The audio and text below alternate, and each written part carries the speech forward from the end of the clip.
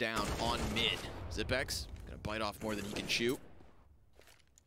So Nico turns this back to a 2 versus 4, but Kerrigan's got a player up close. And he's revealed himself, actually, by firing the cannon. As he retreats, too, he's got just that pistol in hand. He needs to run, dip and dodge back behind his box, where Nico will look to find him. It wasn't. I was going to say it wasn't a bad spot for a second. They had long control. They had player up cat, and they had 2 good guns. But after that one, it's now a 1v4 with 18 seconds and counting. Nico back to spawn, back to save. What's the third thing? I don't know. I don't have a third one. Spawn, save, safety. Back to safety. Thank you. Sanctuary. Sanctuary. There's a 4th one. Okay, you got to keep that variety. Remember it. Stunt, okay. All right. I just needed a little help. No. Can't flex, says the man with the chain. Right. Odd boast. Okay. Sao Paulo. Miami. Madrid. Back-to-back. We're very close to Madrid. Back month. That's true. I went to Spain, Portugal. They are side by side after all. But here's that Olaf jump. You can't even call that a mistake, right? It's just such a fantastic shot. There was a good flash. He was actually blind, but Device tracked him perfectly. Would you define the Guardian situation as a mistake? No. So yeah, that's maybe like he didn't realize that Device was a single box. If he did, whole different game. Right. But Device's whole game was staying there and being very patient so that no one would assume he's single box. So it's, to me, it just looks like a gamble that went south for Guardian. But you could say that Device, because he played it safe, had the higher percentage chance of winning his duel, right? Not getting caught off guard. Device lucky to be alive. He actually just took a deagle dink through mid doors. Has to retreat. Remember, just that one op on Nico. Grandfathered forward from the previous round, and as his right side smoked, he's flashbacked initially. We've got Dupree up close. Remember, if you can take down this Opera, then you're just got pistols ahead. But it is Nico to get the best of him. And Zipex, well, his attempt to defend is disrupted. So it all falls on Magisk, and he lines up 2 bodies. Already finds the timing. That's 4. How about a 5th? It's an ace for Magisk. What a way to start things off, man. What is that? That is so nuts. And he could have gotten killed by the 2 guys coming out to the window. He understood what his job was, that he needed to separate these fights. And he did that perfectly. That was fantastic. I mean, the 3 coming out the tunnels was just a bonus. It was the first 2 kills that were really magical, I feel like. And fantastic spray down, good timing. And I think for Nico, he felt like I got the key kill there. They controlled mid. They threw that Molotov behind the smoke to make sure that nobody could spam through it. And they had a clear passageway to be in a situation where Astralis were not prepared for a mid-B split. Yep. And it does boil down to timing. If he doesn't get that initial mid duel, if he doesn't clean those up so quickly, then, you know, he's getting pressured by 3 players off his flank. So props to him for taking the initiative, you know, exposing himself, either just giving up B for completely free. He doesn't know if there's still 4 members running up that ramp. There was just 2, so a very manageable situation. And oh, the benefits. But an op duel towards mid has not yet netted either player a kill, but Nico, once more, wants that opening pick towards the doors. He's gone through, ventured in, decides to walk back. It seemed to have just missed it, but Astralis have obviously caught on fire with the amount of rounds they've won in a row. And I don't know if it was the last round that kicked things off, but what a round to do it on if it was. Another rifle where it seemed like Faze had a great chance to win. Here they'll have another rifle buy, have obtained cat control. There's nobody at long to stop them, and the rotations are a little bit strange for Astralis moving out to mid. Glaive going to retake long, kind of a risk for him as they're already out. Will be able to release the smoke and fall back and get a kill. Not only that, but a second. A player jumps in a pit, crosses to the left, trades him out, and it's a 3v3. And now just that sight box. It is Device playing around with his head. Guardian up next, and he's seen him, but he can't get the best of him. 2v2. Magisk cuts off cross, so he thinks. It's Kerrigan with the best of the duel, and Dupree back on this op. How's he win this? By surprise. Completely blows Guardian away. Bomb plant committed to, and he's not going to swap. Yes, he will. Grabs the Kalashnikov, and he has the kit with a flash to work with. Kerrigan probably already scoped in, trying to find the angle as he plays around the smoke. But patience is key. Dupree slows this one down, wants that smoke to go away. Now that he has more vision, just going to keep canceling out angles, but now he's going to find him. Kerrigan fully exposed on Goose. Dupree goes up. He's only spotted him at that point. He was already out in the open. and Kerrigan wins his duel. I'm actually so happy for FaZe that they were able to win that round in the 1v1. It would have been a fantastic 1v2 from dupreeh. You know, the very quick rotation out to long, you deserve to be able to at least make that a 1v1. But because FaZe had such a good setup moving into the round, getting long control as Glaive was coming back to retake it, that's typically a situation you don't want to be in as a CT. You know, you need to have cat or long at least. And they had 3 players at A who seemed to be in transition the whole time. So I think the scariest part is that even in a situation like that, you have FaZe only winning the round with 1 alive and barely winning it at that. Glaive had a magical spray down through the smoke on the players crossing and then got that second kill as well, which could have, I mean, probably did tilt them off the face of the earth. But it is a round win. That's what they're most concerned with. They get that back-to-back bye, keep things exciting. Nobody likes to watch egos. Nope. They extinguished the flames of Astralis, like you'd said. They had hit that on fire meter.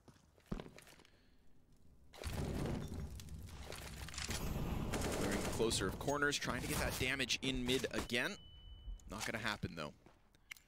Wonder how long Kerrigan is left to his own devices. He's got 2 players on that B site currently occupied. Opens up Catwalk for the hit, because Astralis, they're going to opt to just play on long. There has been a similar situation where FaZe opted to run up Catwalk, and then they just held on to the long side instead. And Astralis managed to come back easy. That's when Guardian gets smoked off to save. They're doing a good job of staying fluid. The time is ticking down, but they have worked a lot of parts of the map, and they're trying to deplete some of Astralis' utility, but in the process have also left a lot out there. And as we can see from the firepower meter, Astralis have a slight advantage at the moment. dupreeh takes an angle that is very fruitful. Guardian, the opper of FaZe, goes down, and now he's going to hide in the smoke. Oh, he's going to use it like a shotgun. He knows that they've already managed him past, but dupreeh, he's right behind them. Whoa, Olaf seems to know what's up. Good dink. dupreeh swaps, but already so low on HP that Kerrigan clears him. And then Device cannot maintain him through the doors, but Glaive finds the timing. Just can't hit the shot, and time launders the clock. I forgot about the clock. I'm usually so aware of the clock, but in that situation, it seemed like, okay, they were moving at a pretty good pace. I marked it when it was about 40 seconds. Right. You know, they had worked a lot of map control. They went into that B-side execute, but when the bomb dropped and dupreeh got in the smoke and they knew he was there, they got so panicked. And another round that's got to be tilt-inducing for Olaf to die to the USP. Just the sidearm of dupreeh in a moment where he didn't know where his next fight was going to come from, right? That's that one's got to sting. That one has got to sting. 2 ops here for FaZe Clan. Kerrigan holding 1. Someone leaps over his crosshair while he's blind, so they don't even know pick control has now been obtained by the CTs. But Nico takes out Device. Yeah, that's a double T-sided op setup. Already finding a pick, cutting down the numbers, and poor old Magisk. And they might know that now that they're in a similar situation where they have a 3-2 setup because they killed Device. Nico seems to be calling for the B split. All eyes on Magisk. We've seen him rail some headshots, and he does it again. A spitting image as to the previous hit, and the spray down continues. A complete and utter hold from Magisk, and as his gun goes dry, it's perfect. Zipex has arrived, takes the closer corner onto the car, frag grenade supports, Olaf's gone, and Nico follows suit. Solid B defense. Crazy, man. That is crazy. That is one of the hardest spots to play. You know, by yourself, you're alone all the time. There, your teammates are trying their best to help you, and they had a labored rotate. They eventually made it happen, but you have to get your two kills, 2 kills plus, to be able to guarantee the round. And he makes it happen one more time. Another round to contribute to the argument for best roster change in CS history, where he is, you know, just lighting it up constantly. The last piece of a beautiful puzzle. Astralis up 9-2. The double op setups now in their hands have already panned out. Opening frag. Device remains close, and poor Rain's kneecaps full of shrapnel. They're looking to perform the QB sneak, but once again, Glaive has made his way into enemy territory, the long doors, and Olaf is just hoping that he either pushes all the way through or hasn't pushed into here. But we saw from Glaive how patient he can be in this situation. Don't think he'll overstep. That patience is so key as well. I mean, it's so difficult. Oh, that's just rude. Yeah. comes back, whips round. And I was going to say, the patience in that position pans out because the shadow's going to give you away every single time. You know, one of the key ways to remove somebody from that position, if you think there may be something cheeky behind the door, well, either clear it with utility or spam it. You've got just a P250 round. You know, there's nothing you can do but hope that he walks forward. And even when he does, he'll turn around in 180. Oh, got him while he jumped. Nuts. 2 players opting for Astralis. One of them who attempted to be the primary at one point. And he's now having pressure put onto him at the long area. He's got an acute angle on this smoke, but how much can he press it? Oh, that's a collateral. Doesn't nail the second frag, but still the damage is done. Nico hangs on by a thread. And off of the flash, Glave's gonna go for peek, but he finds himself. Zipnex trades with just the 1 kill, but Kerrigan has the advantage of cover. So it's 1v2 for Magisk. We've seen him with a fantastic hold, but how about a clutch? I certainly think he's capable. We'll see. Bomb will go down, and again, your odds significantly reduce. Oh, well-timed flash, obviously. He still thinks that the bomb has yet to cross, but it's made his way up here. Plant, or cat plant for Faze, and the 2v1. Kerrigan to move back into Goose and Guardian to sit patiently, holding for Cat. They don't know where Magisk is going to rotate in from. It is going to be that first area they were holding. But how does he find both players? Oy, that's going to hit Guardian. Softens him up for nearly half. Now a headshot will do the difference, and he's not going to quite hit it. Double peek comes out from Faze, coordinating their attack and nabbing themselves a 3rd round. Yeah, it would have been tricky if there was a situation where Magisk could pull out the first kill without anybody else peeking, but they stayed close together. And Kerrigan made the perfect play to swing out as soon as his teammate made contact. And there it is, another round for the Faze clan. Not too shabby. Not too shabby at all. Hope it's not lost until the game is over. Dust2 can be a very strong map for Astralis, but it's still, I think, somewhat underdeveloped. Oh, this is quite a risk. He could have fallen back, but instead he'll get a kill. Another man spotted. Info on the setup is theirs. Well, Olaf gets away clean. 5-4 now. Good advantage for Faze. And I think Astralis still have close to a 40% conversion rate on rounds like these, and Dupree is showing us why. Nico's going to play the sneak. Right now, Magisk does the same. There's a heavy presence from Astralis here at the A site. Now the gunfights start to unfold, but they still don't know that Nico's here. And he sees 2 players over towards long. Device denies anything at this point, and Guardian walks into his death. How that could have unfolded so different. But alas, Lady Luck blesses Astralis. And we find Olaf 1v4. That was a very nice op pick that he kicks the round off with. He knew there was 2 players there, and still he fancied his chances. Gets a swift headshot towards the player on site, and that is all she wrote. Good night. 11-3, 1 more to go. Yeah, that's the kind of Molotov that can really tell you a lot about a player. You know, some would see an opportunity, and some would see a warning sign. And for Olaf, he said, okay, you know, I could stay out here, and I feel like I'm going to get a kill. Maybe if I was less confident, I would just be more worried about losing all my health as opposed to some of it and fall back. But he decided to stay out there, and he was rewarded. And then he actually got away after that, so it was a fantastic play. There's no other way to look at it. But the rest of his team could not contribute. They, from there, had good information. They got the man advantage, but they just fell apart on Cat. There's not much strategy to it. Astralis hit their shots, denied them before they were even able to cross elbow, and that's kind of just step 1 for Faze. Nico, who I feel like had the biggest of opportunities, just gets robbed by that op coming back. Like you said, landing shots. Astralis on point. Nico and Kerrigan. All right. That's nice. These ops just paying off so much for Astralis, no matter who picks them up. And we've got the cleanup over towards the B site, and the final frag of the first round could be Astralis's, and most certainly is a final clean sweep, which I think is just indicative of this half. I mean, no back-to-back victories here for Faze Clan. They had that opening opportunity in the 3rd round, a bomb plant in the 4th, which I think could have converted and smashed the cash of Astralis, but never were economic woes a problem for the Danes. No one with double digits. And, wow, man. Rain only got a kill, 1 kill in this first half. This is Pretty intense stuff, man. Not easy to do this, obviously. He's got that Donkey Kong theme song. Yeah, he's got the playing Donkey again, Kong theme song, exactly. Dupree with a banana glyph. So 12-3, they got the pistols to look forward to. Faze are probably feeling a little bit less confident than they were moving into the beginning of the game.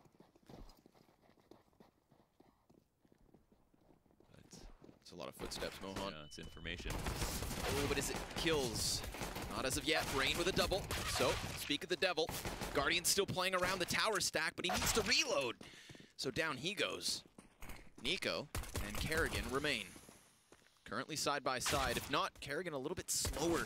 He is playing with that kit despite bomb not being planted.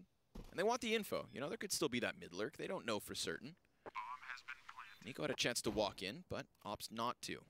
Bomb down, pressure's on. Still the shots rain out. But the HP is low for Zipex. He could be an easy kill. Next smoke, that's gonna give space. They can use it to just kind of get out and around, try to play the card. Now Kerrigan has cover. He can duel versus these players. And if the pinch were to come through window, that'd be great, but Nico's nowhere to be found, and this round is done. Where was he going? He was there for a second, yeah, and, you know, I don't know. he could have gone tunnel, but with the amount of time remaining, he would have gotten to the end of tunnel as soon as they needed to be on the bomb, probably. So he's really relying on his teammates to basically get all the kills. I'm not sure. I guess the only thing that he could have done is if there was somebody playing in tunnel, killed that very important player, right, killed as his teammate defused and killed the other guy in the site. So maybe they felt like there was low % chance of just them winning, barreling through the door in the window, and he made the long con play, but couldn't make the most of it. And what a shot from Dupree. He's been lighting it up. He's been really good so far in this map. It's nothing but smiles here for the faces of Astralis, and I can't really blame them. Lickety split as we move through this opening round of matches. That is 16th round of Counter-Strike here on Dust. I mean, if I could pick my own death, I think it would be something like a guillotine, right? Fast. Yeah. That's fair. Maybe a little bit more painful, but fast would be my choice. Your head would roll around for a little while, but... As long as I didn't know about it. Yeah. Force up for Faze, and you can't blame them for making this decision. See, if this situation is an analogy to the guillotine, here's the problem. This is the moment before they pull the lever. You know, your head's sitting on the plate, and you're just waiting for what seems like the inevitable. Right. FaZe Clan could still find some fight in them, you know? Stand up and beat the Executioner. But at the moment, they are being beheaded. And Astralis is just going to play with them. Let them sink and saturate that pressure. Because you're not going to get many more chances, and they know it. It's for that reason that they've invested so heavily here, FaZe. Nico does get a tag through the door. So that's something small. And the flash will activate Rain into spraying for the fear of not being able to be helped. So he's been pushed off Cat now. Astralis have made their way up Cat. Glaive is quite low. He's actually dead. It's the bomb, too, kind of in a very awkward spot. Nico going to be caught out into the open, and Rain can't maintain the spray. So it is FaZe no longer in control of the A bomb site. Astralis and their feet all over it. Olaf rapidly flying up from Catwalk. He does damage, as does Guardian, but neither enough for a kill. Look at the HP that remains here for Astralis. Again, one of those moments where we could have a completely different story. And seeing as that was the force buy from FaZe, they had AKs to upgrade into. There was something of an opportunity there, but it's stripped away, and 14-3 is where we stand. Yeah, they've got great harmony, and obviously Magus comes out with the two most critical kills here, both headshots. His HSP must be off the charts. Just as a player in his history, he's just got such good efficiency with his rifles, and now FaZe have found themselves in another pickle. Guardian does get a kill with a scout, and that is the bomb at top mid, so that's some information, but long control has been taken by Astralis as now they've tried to make up for it. Kerrigan, top of mid with an FP9. Long range battle, drops the bomb one more time. Can he get more than this? Flash goes out, could be well timed, but he also eats one, and then Glaive is there from the sidelines with the scout to put him out of his misery. Good old device, right? Not only one of the best statistical players here for Astralis, but here he is just chucking flashbangs up and over the wall. Clears out what was a very real threat. Props to Kerrigan, just kind of getting his way forward on mid. And what's the result of this? FaZe split 2 apiece. And even those A players trying to get a little wary of that potential cat hit, they have no clue where Astralis have gone since Kerrigan's dead. However, Rain, with very little to lose, takes the place of Kerrigan's corpse, and he is hot on their heels. He's going to know mid is open. The only places they can be is the cusp of cat or this B bomb site, and Guardian seems prepared. A shot rains off, and a smoke goes down. 40 seconds left means they don't have to execute, but Rain will execute them. He finds the timing from behind and continues to cut down the numbers. A little retrieved, and Glaive is tagged. That was a nice shot through the door, anticipating where he'd be coming from. Nico misses a shot, but does find a way to get away. And now that the cat seems to be an opportune place for them to go. However, Guardian is ready for Markelov. AK trade. Glaive has a chance at this. I mean, you could see from Astralis going from tunnels over to this A site, they were poked and prodded from so many different directions. Now Glaive on minimal HP, a single shot will drop him, and he jumps up and over, not spotting Olaf and giving away this 4th round. I mean, FaZe had no other option but to buy until they died here on Dust2. And while the second scout setup doesn't pan out, this one does. You think you lose the round, but you win the tournament if you have a 4-3 res? I don't get it, man. I'm a native man. Yeah. Yeah. You never know if it's that or if it's like if it's left-handed view model. You know, some guys have their guns on the left side. Yeah, you know how steel switches? He doesn't have keys for it, right? Yeah, he has key to switch. That's meta. There was some study, I think, in 1.6, which is like how many angles would be better for to have left-handed versus right-handed. I think sometimes it's just a swag thing. You want to have left-handed just to have it be a little bit different. Sometimes it was just fun to do. 1.6, I mean, there's practical value for it as well. It's based on your dominant eye, man. Yeah, that's it. And that's the stuff that they make up to, you know, to try to justify you wanting to. If you want to have some swag, and that's your decision, that's fine, man. Just own it. Don't use pseudoscience. Pseudo. Sort of material of clothing. Hey, you settle down. You think Dupree gets a kill from this? Yes. Yeah, I think this is his time for sure. So I think he's gonna. I don't know if he turns around, he might not be able to see. There it is. Okay, he just waited for someone to throw a nade. Rain. I think maybe that's all he's waiting for, to be able to hear the utility, and that's a new meta we live in. Ooh, more utility thrown indicates the opportunity to pounce, and Nico will, but not crisp enough to get away cleanly. He's traded by Magisk immediately. And Olaf, well, he hears a bit of a ruckus as well, so Kerrigan should be prepared for the potential peak. He has nobody on long to help him, so the pinch could be drastic, but Olaf throws himself into the heat of the battle with Guardian back to support. Now the trade's a potential, but he gets nothing, leaving Kerrigan all alone. Trade's almost immediate here for Astralis. Every turn, every corner they turn, there's always a second player to make sure that every single kill is accounted for. And even though FaZe tried to throw a bunch of wrenches at their plan by pushing off of Cat at awkward timings, and they were finding very good timings, they were almost always just getting equalized at best. So now Astralis are one away from taking the first match of the day, which would account for 20% of the matches they'll play before the final. So this is an important opportunity to get points. Obviously 3 for winning. I believe 1 for both teams for tying, and then none for losing, because losers get nothing. Oof. Device so fast that we don't even get to see it. 5v4 in what could be the final round of Dust2, and it is looking likely. I mean, we had the force buy after force buy. The end result that once FaZe, oh my goodness, what is Nico doing? He's grabbed himself a couple of deagle kills. You know, if there's any man to carry it back, it is him. Him and Rain, you could argue, who have combined for yet another pistol kill. Where's that bomb at? Over towards spawn. Deagle damage, not enough. Dupree will seal the deal.